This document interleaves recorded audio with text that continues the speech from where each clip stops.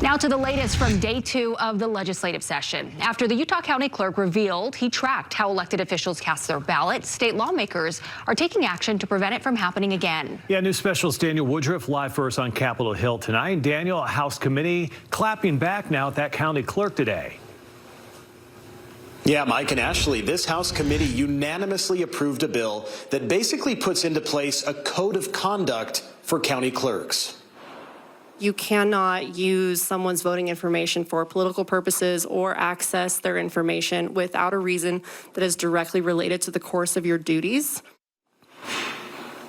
House Bill 69 is sponsored by Representative Stephanie Grecius. This comes after it was revealed last year that Utah County Clerk Aaron Davidson tracked how politicians, including Grecius, cast their ballots. But the Utah County Clerk today defended what he did. He said he was only trying to encourage voters in the county to use ballot drop boxes and not the Postal Service to vote, and that some elected officials were opposing him in that. I am doing my job by calling out the public officials that are calling for my voters to use a less safe and secure method.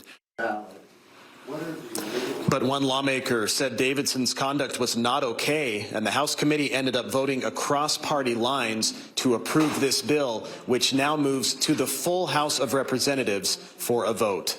Daniel Woodruff, KSL-5 News. Back to you. All right, Daniel, thank you for that. And Mr. Woodruff will be at the Capitol every day throughout this legislative couple of minutes. All right, sounds good. Thanks, Kevin. Are you tired of switching our clocks every 6 months for daylight saving time? Well, so are some Utah lawmakers. Yeah, this afternoon, they unanimously approved a bill that would keep Utah on the same time all year long. But this debate is far from over. News specialist Daniel Woodruff joining us live from the Capitol to explain. Daniel? Well, this House committee gave an enthusiastic approval to ditching daylight saving time, but this latest plan is a little bit different than others that we've seen here. House Bill 120 would put Utah on standard time year-round for now until federal law changes. Then, if that happens, Utah would go to daylight time, which keeps the day lighter later. The point is that the majority of Utahns, and when I say the majority, we're talking about 75–80% of Utahns, want us to stop moving the clocks. The bill faced some opposition today from the golf industry, but a House committee ended up unanimously approving it, sending the bill to the House of Representatives for a vote. But if it keeps moving, it is likely to face opposition in the Senate. And this issue may be moot anyway at the state level.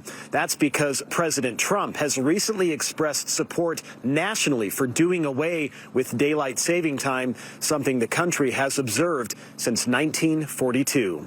On Capitol Hill, Daniel Woodruff, live at 5. Daniel, thank you. This is just the beginning. In our state. It was day 2 of the Utah legislative session, and a House committee decided to take action against a Utah County clerk. Committee unanimously approved a bill which basically puts in place a code of conduct for county clerks. This comes after the Utah County clerk revealed he tracked how elected officials cast their ballots. State lawmakers are making sure that voting information stays private. You cannot use someone's voting information for political purposes or access their information without a reason that is directly related to the course of your duties. Utah County Clerk defended his actions, saying that he was trying to encourage voters to use a more safe and secure method of voting. As the legislative session picks on up here, you can follow along closely on air, online, and on the KSL Plus app. Well, Kevin, it seems like it might have been a little from a property line. Not all of the cars you're seeing on Utah roads with out-of-state plates are actually from out of state. Yes, KSL's Matt Gephardt explains here. Lawmakers now want to crack down on Utahns registering their vehicles outside of Utah, right, Matt? Yeah, that's right, Mike. We've reported on Utahns getting their vehicles registered out of state to try to save big money on paying sales tax here. Well, now a new law being considered on Utah's Capitol Hill could make it that much harder for Utahns to illegally register their vehicles. Montana actually does not have sales tax on vehicles. 2 years ago, Jace Watkins told me how he saved more than $8,000 by registering 2 new vehicles in Montana instead of here in Utah. Dodging that Utah sales tax is not unique to cars and trucks.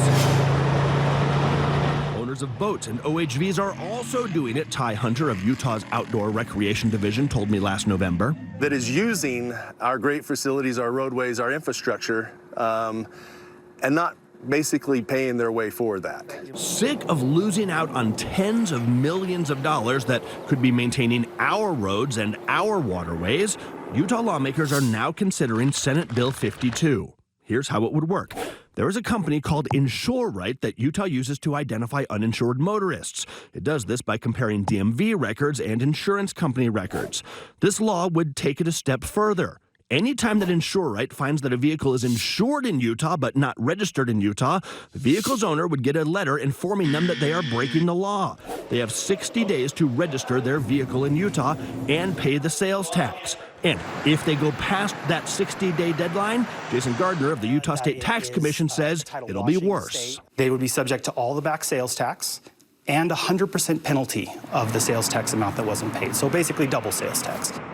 This proposed law would just allow the state to automatically scan records for illegally registered vehicles. The law already says that if a vehicle lives in Utah, it must be registered in Utah.